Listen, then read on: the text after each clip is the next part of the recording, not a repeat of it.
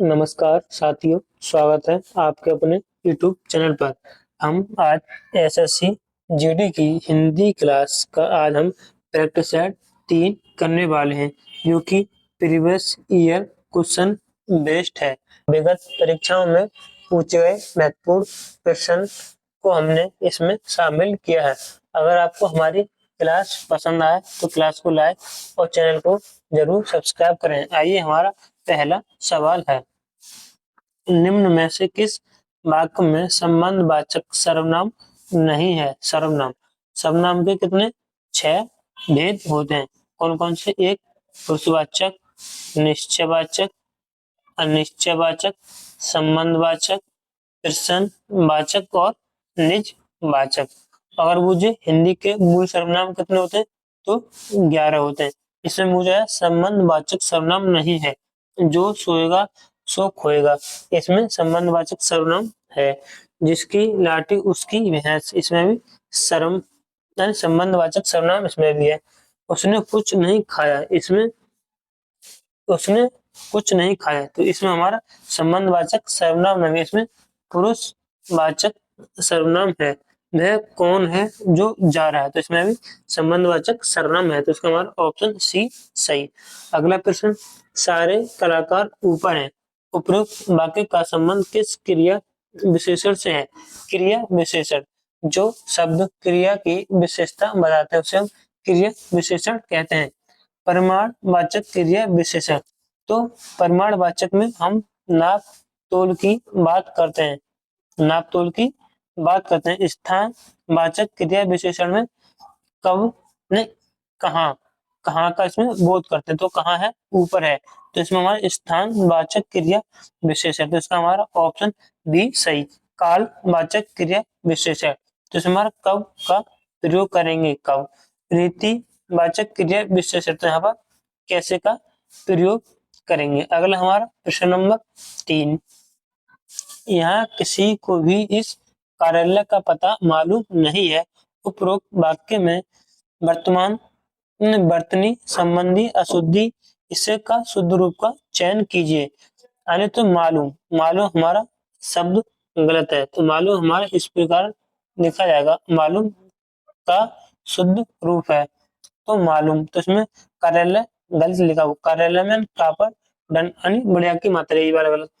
यहाँ किसी को भी इस कार्यालय का पता मालूम नहीं है, तो ये हमारा एकदम शुद्ध वाक्य है, तो इसका हमारा ऑप्शन बी सही। तो यहाँ पर कार्यालय गलत लिखा हुआ और यहाँ पे मालूम गलत लिखा है, तो इसका हमारा ऑप्शन बी सही। अगला प्रश्न, जल जीवन का पर्यायवाची है। जल जीवन, तो हमारा पानी का पर्यायवाची होगा नीर। नीर तो बारी, अम्बू और जल, यह नीर के पर्यायवाची है। जैसे समुद्र का पर्यायवाची, समुद्र का एक सागर, सागर हो गया। और जलधि, जलधि इसका पर्यायवाची है। उद्दी, उद्दी पर्यायवाची। और रत्नकार भी इसका पर्यायवाची है। मछली का पर्यायवाची मीन, मत्स्य, मीन, मत्स्य, जल चरी और एक छप, इसका पर्यायवाची है ये मछली का। और जल जीवन भी मछली का पर्यायवाची, तो इसका हमारा ऑप्शन सी सही। नदी का सरिता, सरिता। और निम्नगा, निम्नगा और तटनी भी इसका पर्यायवाची है। अगला सवाल, निम्नलिखित विकल्प में से कौन सा एक विलोम एवं सही नहीं है? गमन का आगमन, गुप्त का प्रकट, खग का मृग, तो यानी हमारे पर्यायवाची शुद्ध है यानी मिलाप है, तो इसमें गलत हमारा ऑप्शन ए, का हमारा ऑप्शन ए सही होगा। एवं सही नहीं है, तो इसका हमारा ऑप्शन ए सही। अगला प्रश्न, दिए गए वाक्य में शब्द या वाक्य खंड को बदलिए। मेरे पीछे आप आए, मेरे पीछे ही आप आए, इसमें ये वाला गलत हो जाएगा। मेरे आने के पीछे आप आए, ये वाला गलत हो जाएगा। आप आए मेरे पीछे, ये गलत है। मेरे बाद आप आए, तो इसका हमारा ऑप्शन डी सही होगा, हमारा ऑप्शन डी। अगला, भारत गुटों से अलग रहने वाले देशों में शामिल है। गुटों से अलग रहने वाले वाक्यों के स्थान पर उचित शब्द होगा भारत। भारत तटस्थ से अलग रहने वाले, इसका होगा हमारा ऑप्शन डी तटस्थ, इसका हमारा ऑप्शन डी सही। अगला प्रश्न सरल वाक्य है, दुर्भाग्य से वह परीक्षा में बैठ न सका। निम्नलिखित विकल्प में से इस वाक्य के लिए कौन सा एक उचित संयुक्त वाक्य होगा। वह दुर्भाग्य था और परीक्षा में पास न हुआ, तो ये इसमें गलत हो जाएगा। उसका दुर्भाग्य परीक्षा में बैठ न सका, ये वाला उसका दुर्भाग्य था और इसलिए वह परीक्षा में न बैठ सका, तो इसका हमारा ऑप्शन सी सही जवाब, ऑप्शन सही जवाब, जो कि एक हमारा संयुक्त वाक्य बनना है, इसलिए सबसे जुड़कर, तो इसका हमारा ऑप्शन सी सही।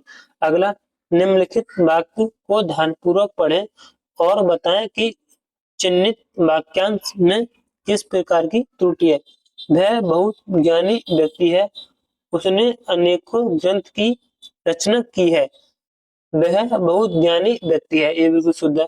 उसने अनेकों, अनेकों कोई शब्द नहीं होता है, यहाँ पर होता अनेक ग्रंथ, तो यहाँ एक बिल्कुल शुद्ध होता है, तो इसमें वचन संबंधी त्रुटि है, तो इसका हमारा ऑप्शन ए सही होगा, वचन संबंधी त्रुटि। अगला सवाल, रिधिमा आज अपने घर पर गई होगी। वाक्य में प्रयुक्त घर पर किस प्रकार के शब्द युग्म के अंतर्गत आता है। यानी एक शब्द सार्थक, सार्थक का मतलब जो अर्थ स्पष्ट प्रकट करता हो, निर्थक जो अर्थ स्पष्ट ना करता हो, तो सार्थक और निर्थक, इसका हमारा ऑप्शन ए सही हो। जैसे हम कहते हैं रोटी बोटी, तो बोटी का कोई महत्व नहीं होता है, तो ये वाला हमारा गलत। जैसे पानी बानी ले आओ, तो यानी बानी का कोई भी महत्व नहीं होता, तो ये वाला भी इसमें गलत होगा, तो इसमें कौन सा होगा सार्थक और निर्थक, तो इसका हमारा ऑप्शन ए सही। अगला क्वेश्चन नंबर 11, आसक्ति का उपयोग एकार्थ शब्द क्या है। आसक्ति का, तो इसमें गहरी चाह, इसका हमारा ऑप्शन सी सही। अगला, हाथ का मैल होना मुहावरे का सही अर्थ इनमें से क्या होगा। अत्यंत खट्टा, ये गलत। अत्यंत तुच्छ होना, इसका हमारा ऑप्शन बी सही, अत्यंत तुच्छ होना। अगला प्रश्न, दिए गए शब्द का सही पर्यायवाची शब्द पहचानिए। ब्रह्मा, ब्रह्मा का पर्यायवाची शब्द, तो लोकेश, इसका हमारा ऑप्शन डी सही होगा। पशुपति, नीलकंठ और महेश्वर, यह महादेव के पर्यायवाची शब्द हैं, तो ब्रह्मा का लोकेश, इसका हमारा ऑप्शन डी सही। अगला, दिए गए वाक्यांश के लिए एक शब्द होगा। किसी शुभ कार्य को विधि विधान और श्रद्धा पूर्वक करना, तो यानी इसके लिए एक शब्द, तो इसका हमारा ऑप्शन सी होगा अनुष्ठान, इसका ऑप्शन सी सही। अगला प्रश्न, आपने चाय बाय पी ली होगी। वाक्य में प्रयुक्त चाय बाय किस प्रकार का शब्द युग्म है, तो ये भी हमारा सार्थक और निर्थक है, तो इसका हमारा ऑप्शन डी सही है। अगला प्रश्न, गद्यांश और उस पर आधारित प्रश्न 16 से 20 प्रश्न है। महात्मा ज्योति फूले के मौलिक विचार, गुलामगिरी, रैयत कानून, आसूर्ण किसानों का प्रतिरोध, सार्वजनिक सत्य, धर्म आदि पुस्तकों में संग्रहित है। उनके विचार अपने समय से बहुत आगे थे। आदर्श परिवार के बारे में उनकी अवधारणा है, जिस परिवार में पिता बौद्ध, माता ईसाई, बेटी मुसलमान और बेटा सत्य धर्मी हो, वह परिवार एक आदर्श परिवार है।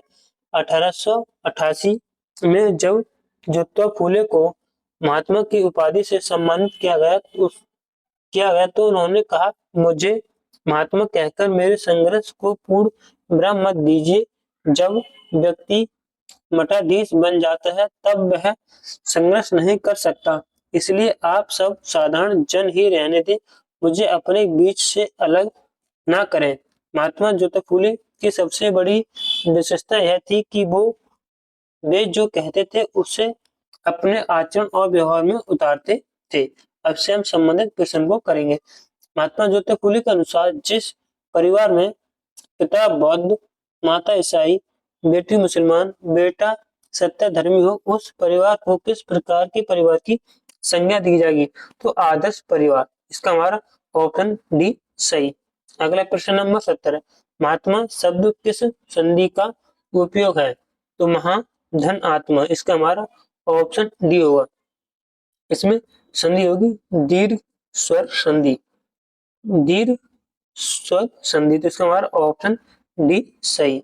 अगला प्रश्न, महात्मा फूले की महात्मा की उपाधि से कब सम्मानित किया गया? तो 1888, इसका हमारा ऑप्शन डी सही, 1888।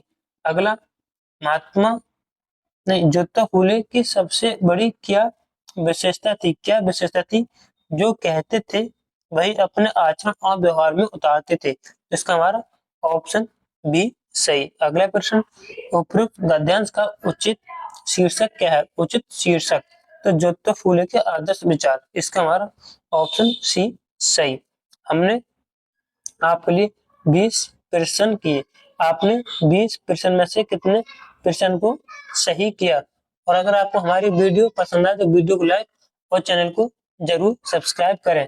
और यह है आपका होमवर्क, आज का गृह कार्य, ऋणात्मक का विलोम शब्द क्या है? इसका आंसर आपको कमेंट बॉक्स में जरूर दें। हमारी वीडियो को लाइक और चैनल को जरूर सब्सक्राइब करें। जय हिंद, वंदे मातरम।